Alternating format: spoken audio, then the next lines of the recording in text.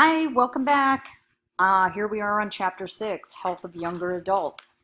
So I'm going to go through this one a little bit more briefly. I don't have as much strong feelings and passion for this one. Three main topics in the health of younger adults, including the leading causes of mortality, morbidity, and disability in young adults, especially the difference between genders. I think that gets overlooked a little bit. And then we're going to talk about reproductive health of young adults. So health in early adulthood, it's a pretty black and white area. There are several causes of mortality, morbidity, and disability in early adulthood. However, the two biggies are mental health disorders and injuries. This tends to be very global. It's not really isolated to one geographic area or another. So let's talk about mental health. I lied. Okay, I am passionate about this. I didn't remember when I opened this slideshow that this was in here. So, okay, you guys get to hear more of my soapbox. So mental health, huge issue everywhere, globally, United States, state of Idaho, city of Boise, Ada County, everything. This is a really sad number that Idaho is 42nd in the nation for mental health care. Let me add this to it, that we were the last state in the country to receive a suicide prevention hotline. That's pretty bad. So many reasons. Some of them, I guess, make sense, but it really does kind of stir up my passions for this. So, obviously, many parts of Idaho are rural. And in cases like that, there really are simply just no mental health care providers available. Even in our suburban areas, in our urban areas, we have so few providers for so many people. Um, it's just astounding how rampant mental health conditions are, and yet we still have this huge stigma attached to them. Let me pose this question to you to kind of put it in perspective. So many people with a mental health disorder, whether it's depression, anxiety, PTSD, bipolar, are asked, well, why don't you just get over it? Why don't you just move on? Do something that makes you happy. Now, would you go up to someone with diabetes or heart disease and say, why don't you just get over it? No, you wouldn't. So this is where my passion gets really stirred up, that we've got this huge stigma attached to something that is so prevalent. Such a high number of people struggle with a mental health disorder. I will share that even I do myself. I have PTSD and panic disorder and anxiety. I am not ashamed of it. I feel like by sharing that I do suffer from these disorders, that maybe, I'm doing my little part in society and in this class to remove some of the stigma. There's no shame. Are people ashamed because they have diabetes? Again, usually not. So this is one thing that I will keep drilling into everybody's head, that we need to educate and remove the stigma of mental health. All it does is it leads to a lack of diagnoses. It leads to a lack of treatment. It leads to a lack of care. Now, granted, a lot of times the access to care is not there, but let's at least start working on removing that stigma. Some things will increase one's risk to developing a mental health disorder. Living in poverty, experiencing a conflict or disaster, so wartime veterans, having a major physical disease. You look at our poorer countries, and there's probably a very high incidence of mental health disorders. However, without the population of professionals to treat it, there's typically one mental health practitioner for more than 100,000 people. So, just astounding. Okay, we historically have not treated our mental health patients very kindly. In the past, they were involuntarily kept in institutions. They were often imprisoned. We see this even now. A lot of times, crimes that are committed may be due to a mental disorder.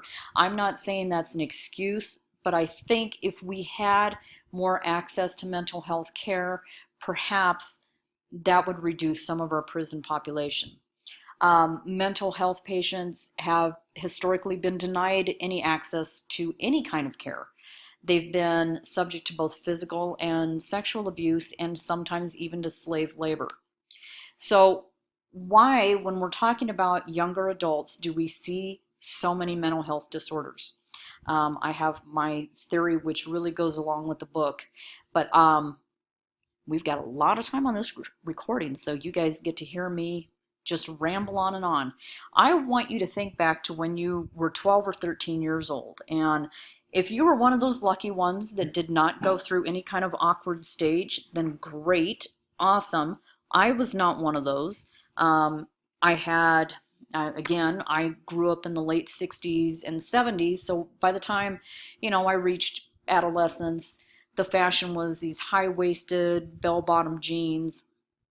When you're about 5 foot, not a flattering look. And I also had a bad perm that made it look like I had an afro. So really, my adolescence consisted of these gigantic teeth, an afro, and these jeans.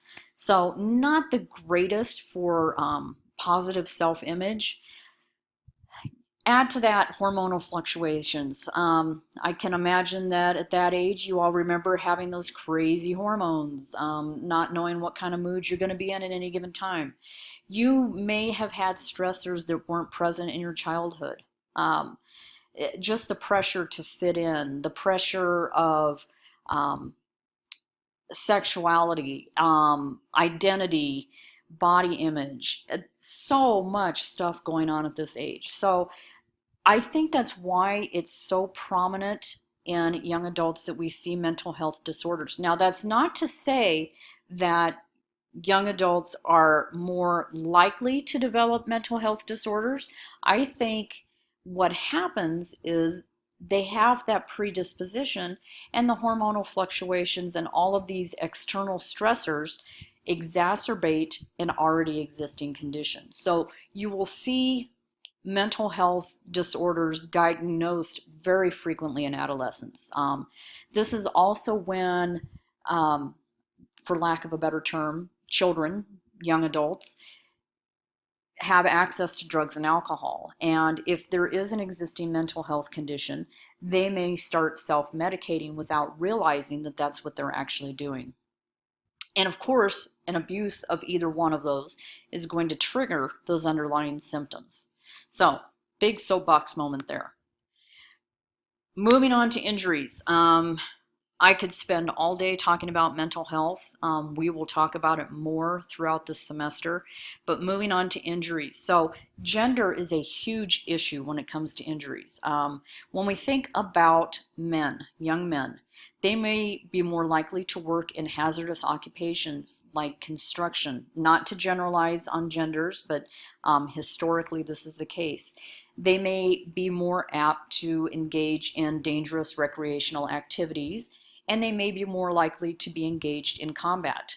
Women, however, may, and I'm not going to say that they are the only ones subjected to this, but they may be more likely to experience domestic or sexual abuse. So, what are the common injuries for young adults? Pretty common across the board globally. Car accidents. Yeah, I'd like to say that that's youth talking, but it could be. Let me give you a startling statistic on DUIs. You would think that young adults are probably the ones with the highest rates of DUIs. That is incorrect. The highest rate of DUIs is in individuals, to be more precise, males age 50 and older. And again, I'll go into a little bit of a background on that. DUIs were not an issue when I was growing up.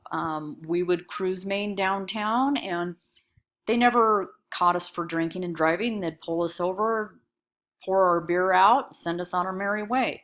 So I think that this particular generation of young adults is very cognizant of the dangers of drinking and driving. And so there's just not that high DUI incidence there. But they are more likely to take risks where, an older driver may not. Um, Self-inflicted injuries, whether it's firearms or cutting or what have you. Again, some of this may tie into the mental health conditions. It's kind of a vicious circle. Sports and recreational injuries. How many of you are or have been athletes?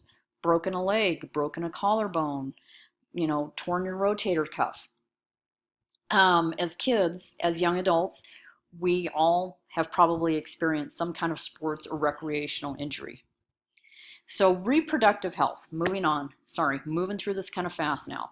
One of the first things I want to say about reproductive health is it is a lifetime thing. It is not limited just to your reproductive years. You are born with reproductive organs. Generally, you die with those reproductive organs. Therefore, reproductive health is a lifetime thing. So it includes issues such as safe sex, prevention and treatment of STIs, fertility and infertility, sexual health, and pregnancy and childbirth. We can get into a whole gamut of STIs and sexual health. We're going to get into that later in the semester when we talk about infections. But one thing I really just want to end this particular screencast with is, again, reiterating the fact that reproductive health is a lifetime thing. Please be cognizant. Get your preventative screenings done. Practice safe sex. Do what you can to have a healthy reproductive system. Okay, so enough of me rambling. Thank you for listening, and I will talk to you again next week when we get to chapter 7 and 8. Have a great week. As always, email me if you have any questions, if you need any clarifications. Certainly use the Ask My Instructor link as well. And I am looking forward to getting the first part of your Global Health Issues paper this week. It's going to be great. I tried to break it up so it's not so overwhelming. Again, any questions, clarifications, just let me know, and I will talk to you soon. Bye.